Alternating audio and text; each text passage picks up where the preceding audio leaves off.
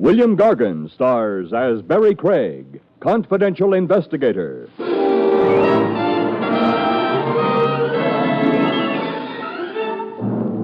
The trouble with leading a life of crime is that you could never rest on your laurels. What you usually wind up resting on is a prison cot.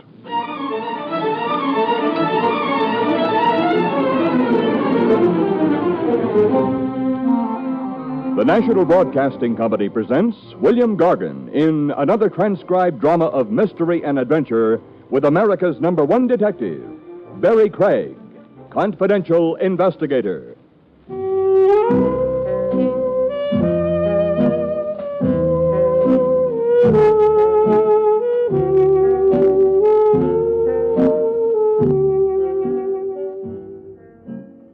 Barrie Craig speaking. Have you ever tried reading Confidential Investigator backwards? It can be done if it's on a glass door you're sitting behind, but it doesn't get you anywhere. Me, it left sitting in my office on Madison Avenue around closing time with nothing to do but wait till I got hungry enough for dinner. Anyway, that's what I thought. Come in. Until they and it arrive. All right, take it easy, fellas. Take it real easy. Now, put it down easy. Yeah, that's it, fellas. Yeah. Now, wait downstairs till I get this guy's signature, huh? There we are. Okay, mister, right on this line. Well, wait a minute. What is it? What's what? That thing you just dumped in here. Looks like a tree in brown wrapping paper. Maybe it's a tree, maybe it's a hitching post. How do I know? It's not a tree. There's no branches, but a hitching post. A hitching post is something you hitch horses to. I don't hitch horses to anything. I haven't got horses. So now you got a hitching post, maybe you'll get some. There's a clause in my lease says I can't keep horses in this office. Move. There's another clause which says... Oh, forget it. Will you please sign this here? Get the wrappings off that thing first. Okay. Hey, don't look now, but were you wrong? This here came addressed to Barrie Craig. That you? That's me, but that's not a hitching post. Who cares? It happens to be a mummy. Lay off the baby talk. Mummy, as in embalmed. Okay. So now you won't have to buy a horse. I wasn't planning on... You won't even have to move. But what could I use a mummy for? A hat rack? No knobs. So give it away for Christmas. Mister, would you please sign this? Who sent it to me? Mister, I'm just a trucker. Nobody tells me the little secrets. You don't want to sign? How hard is it to forge an X? Goodbye. Hey, come back here.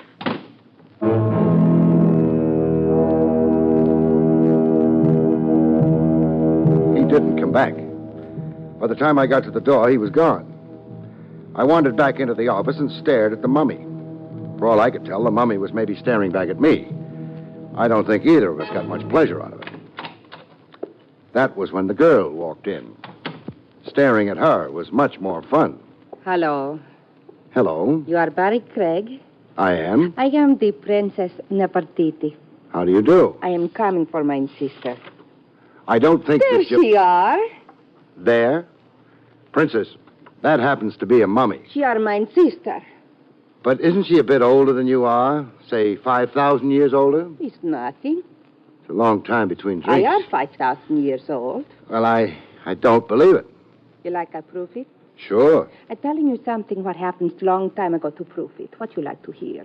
Well, is it true what they say about Antony and Cleopatra? Ah, it's true. Sit down. Okay. I are sitting too. On me? You are Mark Antony. I are Cleopatra. It's over there, the Nile. It's beautiful music playing. Yeah. It's very nice weather. Well, I'm glad the weather's nice. Cleopatra. She makes this with the lips. Nice and warm. I meant the weather.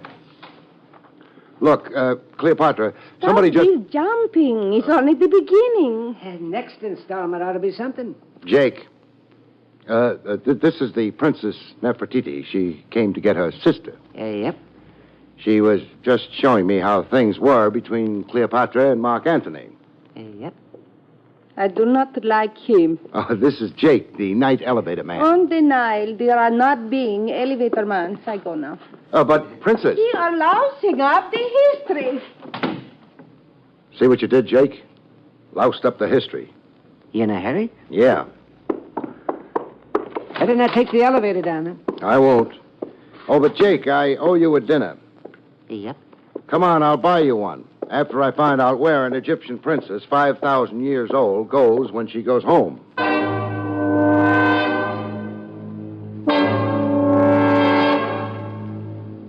She wasn't, of course, a princess, Egyptian or otherwise. And she was a lot less than 5,000 years old. I didn't have to deduce that. She'd sat on my lap, remember? But I wanted to know why she'd put on the act and where the mummy came in. Must have had cars in old Egypt, eh? Yeah, it looks that way. She drives well. How's her cooking? I didn't notice. Jake, behave yourself. Remember, she's old enough to be even your grandmother. Well, you think of that when... That's enough. She's stopping. Right in front of a big tomb. Yeah, inscription over the entrance. Yeah. Egyptological Museum.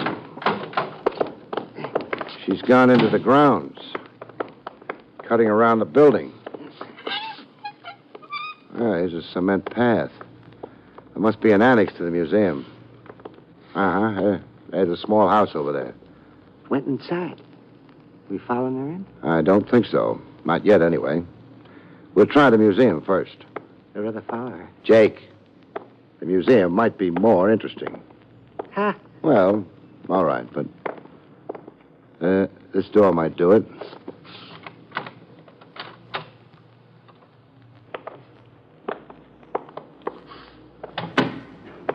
Yes, somebody was careless, leaving doors open. Just as well.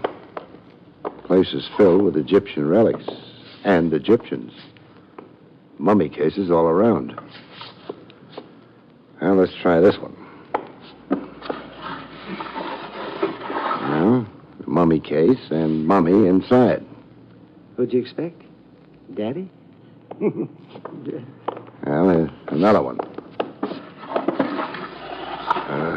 Another case, another mummy. It's liable to go on like that. Maybe. I'm not so sure, though. Now, let's take a look at this. Yep. Mummy's moving, Mr. Craig. Moved, fell out. And not a mummy. What is it? A man who was alive only a little while ago. He'd still be alive if somebody hadn't buried a knife in his chest.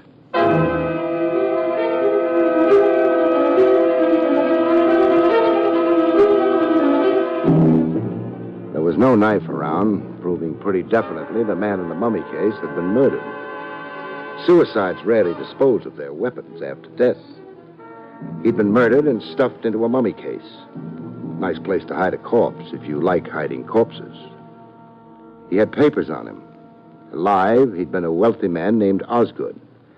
I remembered the name. He'd financed archaeologists all over the world. Dead, he was just a man to whom nothing mattered. Jake, unless I'm wrong, this museum was one of Osgood's endowments, which makes it a more or less natural place for him to wind up dead. Makes it a natural place for us to get out of. Whoever killed him took the mummy out of that case and put Osgood inside. And then maybe shipped that mummy to me.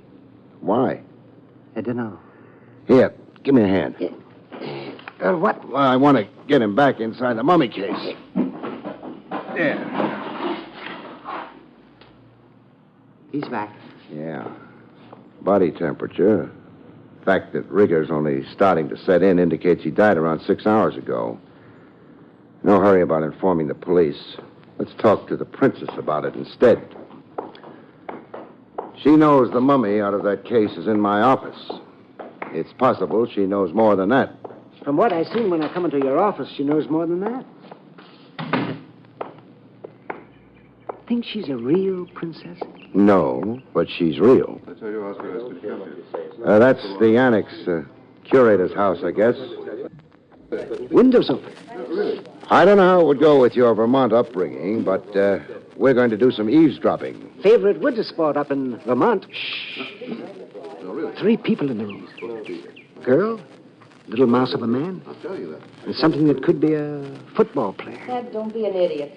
football player's name is Ted. I'm not an idiot. I tell you, I had an appointment with Mr. Osgood here. But Lester said... Lester! Mr. Osgood hasn't been here, Ted. Believe me, not for days. Listen, Lester, Mr. Osgood told me to meet him here this evening, hours ago. Now, where is he? He couldn't have asked you to meet him here. Are you calling me a liar? Oh, dear, no, No, but... for heaven's sake, Lester, stop crawling. Try to act like a man or something. I'm sorry, Wendy. The princess' name is Wendy, it seems, and the mouse is Lester. I want to know why you're so sure he didn't ask me to meet him here, Lester. We quarreled violently. You quarreled with Mr. Osgood? You? He wanted me to put those Indonesian masks in the museum. They were fakes, and I told him so. Good for you, darling. There is something you'll fight for. Maybe it escaped your notice that Mr. Osgood owns the museum. He doesn't own me. Well, I'm only his secretary. I take orders from him. The last orders I got were to meet him here. Let's try the front door now, Jake. Yep. Not a fascinating conversation we overheard, but considering the corpse in the museum, it might be important. Yes? May we come in, Mr. Lester? Well, I suppose so, although... Do I know you? My name's Barrie Craig. This is Jake, and we are coming in. This, seems to be a Mr. Craig, and... You'd be Ted. I am? And you, of course, are... Hello. Not exactly a princess. You've been eavesdropping. You've been accent dropping. It's true. Happens to us Egyptians all the time. Well, now, what's going on here? Ted talks like that because he's more or less my fiancé. We don't want to intrude, but would the three of you mind coming to the museum? Oh, but it's closed at this time. The regular hours are... Lester, don't be such a stick. Forget the regular hours and the regular rules. And Girl loves mouse. But is engaged to football player. I think you're right. Well, all right, but I don't know what Mr. Osgood would say. I don't think you have to worry about that. I had inside information on that. From inside a mummy case. Now, let's see. Yeah, this one right here. Well, this mummy case? Yes, that's what I wanted to show you. Open it, Lester. No, Why shouldn't he open it, Wendy? because there's blood on the floor. Girl's right. Since when have mummies started bleeding? They don't. Open the case, Lester.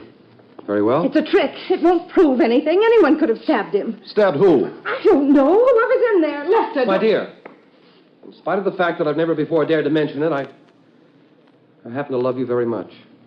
But that doesn't blind me to the fact that you're frequently a fool. Now, shut up. Don't talk that way to Wendy. Are you objecting to my telling her I love her or that she's a fool? I object to both. But she is a fool. Otherwise, she'd realize the only reason you're marrying her is the money she expects to get from Mr. Osgood. Lester, you're a worm. I probably am. I hate to interrupt all this good, clean fun, but you still haven't opened the case, Lester. I'm sorry. I'll do it at once.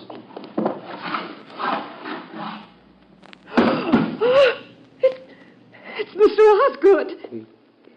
He's dead, isn't he? He's dead. Wendy, how did you know Osgood was going to be inside that case? I suspected it because he had an appointment with you and didn't keep it And he'd had a violent quarrel with me some days ago. I'm afraid your deductions were the obvious ones, Wendy. But did you have to be quite so sure they were true? The police ought to be informed. Oh, yes. Yeah, I'll phone them. I can't believe all this is real. It's real. It's real as the blood on the floor.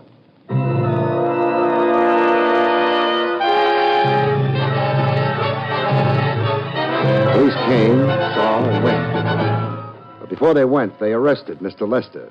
So he went with them. Jake and I returned to my office. I thought perhaps the mummy might be getting lonely.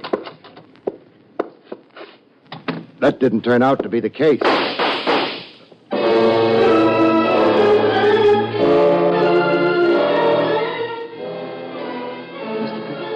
Okay, Jake. Whoever took those pot shots at us is gone. And so is the mummy.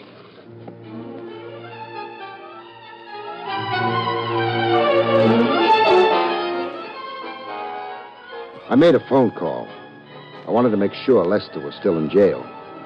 That would clear him of shooting at Jake and me and swiping the mummy. Lester, I discovered, was no longer in jail. The district attorney hadn't admired the evidence against him. Now, that means Lester's loose, Wendy's loose, and Ted's loose. What's that loose talk? Jake, please. I was tempted, Mr. Craig. We're going back to the museum. I thought so. Worried about the mummy? Worried about... I'm worried about the person who stole the mummy, and I'm even more worried about why.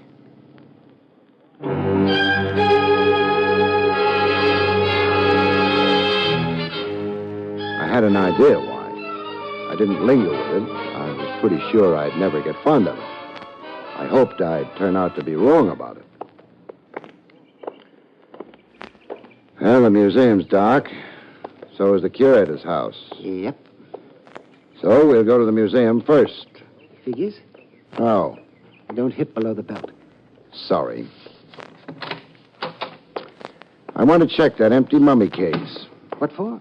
Make sure it's empty. Uh-huh. Empty mummy case is always empty. Except when it isn't. Taint? Taint. The mummy's back inside. That good? That's bad. Wrong mummy? Wrong something. I'm not sure what.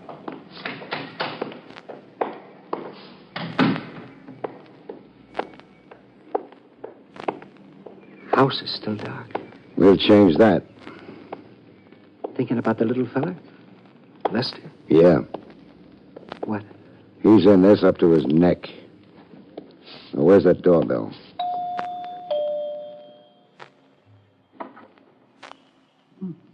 Could be asleep. You'll have to wake up. Ain't waking up. We won't wait for him, then. Door's locked and solid. We'd better try the windows. One to the living room we looked through before. It's around the side here. It was ground level, which ought to help. Yeah. It's fastened down. Get out of the way, Jake. Yep. That sounded loud enough to wake the dead. It may have to. Now, most of the glass is out of the way. Now we go in. A light someplace around. Living room's empty. Where would Lester's bedroom be? I don't know. It's a funny smell. You're right. That's gas, which means the kitchen. Smell's getting stronger. The other end of this hallway, which should be the kitchen door. Kind of dark. Stay away from that switch. Huh? Any spark might cause the gas inside the kitchen to blow up. Door's open.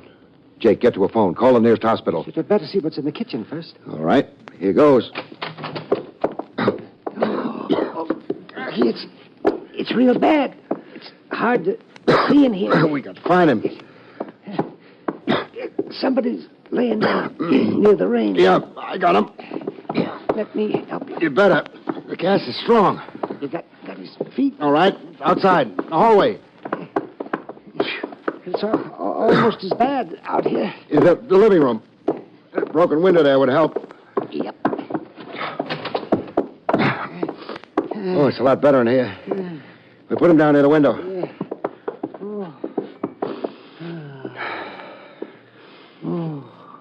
He don't look so good. He's still alive, though. Get on that phone. We need an ambulance fast to get to him before death does.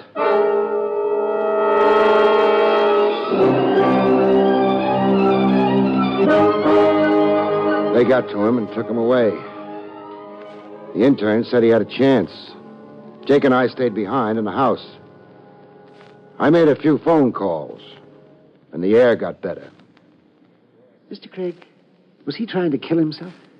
No. There was a bruise on the back of his head. Well, then it was the same one who killed Osgood. Yeah. Hoped to close the case by making it look as though Lester had committed suicide because of guilt. Uh-oh. Company. Oh, dear Craig, I don't like being dragged down here in the middle of the night. You want Osgood's murderer caught? Sure, but there's a peculiar odor. Where's Lester? Out for the moment. That ought to be Wendy.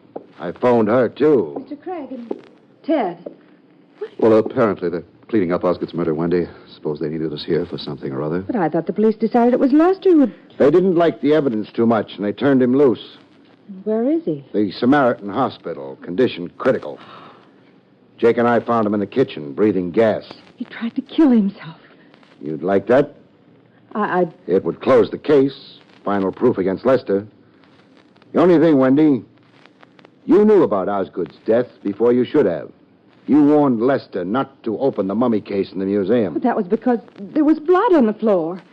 You didn't explain how you knew he was stabbed, not shot. Well, Wendy, they're right. I remember it explained to them. I can't. But that could mean... Wendy... Oh, shut up, Ted. You never cared about me anyway. All you wanted was the money I'd inherit from Osgood. Well, it's likely to be bloodstained now. I don't care for any of it, I think. Is there anything more, Craig? Oh, one thing. This statuette, what's it made of? What? Granite. Then it should be hard enough. Don't you like Ted? No. He's a murderer.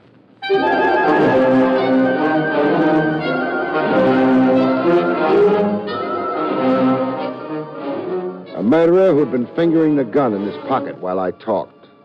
Being hit over the head by the statuette wouldn't damage him permanently. The state would take care of that.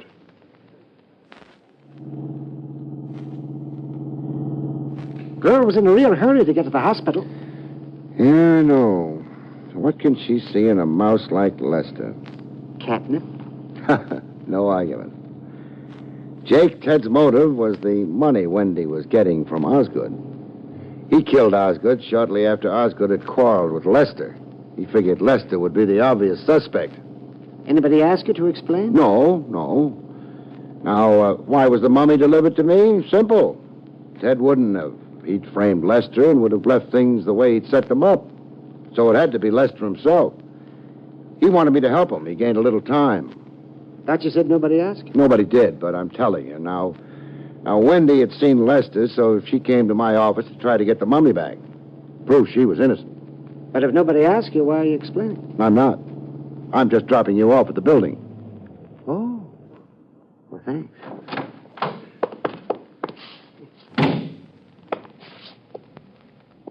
I got one question. What's that? Is it true what they say about Anthony and Cleopatra?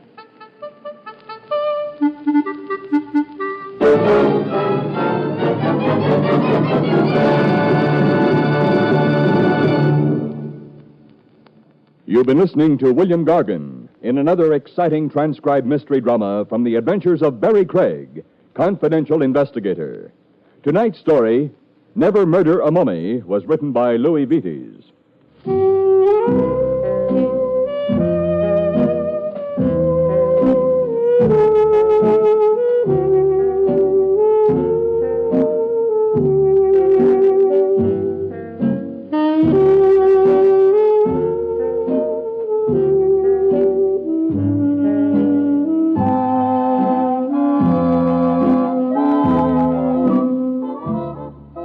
Next week, it's the strange story, Butlers Can Be Innocent, about which Barrie Craig has this to say.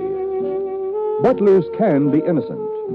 Maybe this is a little hard to believe, but the butler in question proves it the hard way.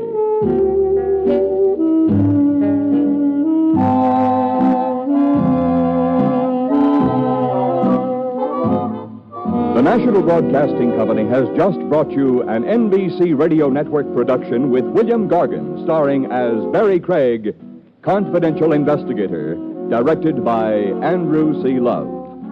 Our cast included Jonathan Hull, Libby Janis, Jim Nusser, Henry Hunter, and Howard Culver.